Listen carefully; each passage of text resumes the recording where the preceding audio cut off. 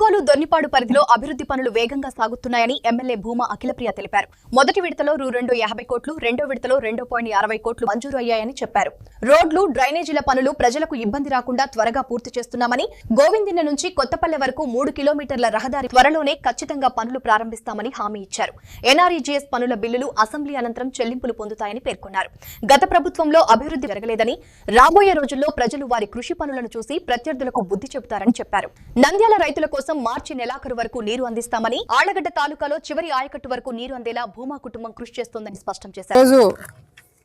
Assembly సమావేశాలు జరుగుతున్న సమయంలో పెన్షన్లు పంచే కార్యక్రమంకి మధ్యలో ఈ 2-3 రోజులు సెలవులు రావడము, చాలా రోజుల తర్వాత రావడము, అందరినీ కలవడం చాలా సంతోషంగా ఉంది.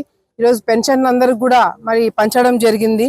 అంతేకాకుండా ఈరోజు గ్రామాల్లోకి వెళ్ళినప్పుడు ఎక్కడైతే ఇంకా సీసీ రోడ్లు కానీ, ఆర్ఎన్బి రోడ్లు కానీ పెండింగ్ ఉన్నాయో అవన్నీ కూడా ఈరోజు గోవిందిన్న గ్రామంకి రావడమే అమ్మవారి దర్శనం చేసుకోవడము. ఈరోజు ఈ గ్రామంలో గతంలో కూడా మనము దాదాపుగా 35 లక్షల రూపాయలతో ఎన్ఆర్ఈజీఎస్ వర్కులు చేయడం జరిగింది. మళ్ళీ ఈరోజు భూమి పూజలు చేయడానికి గ్రామంకి రావడం జరిగింది.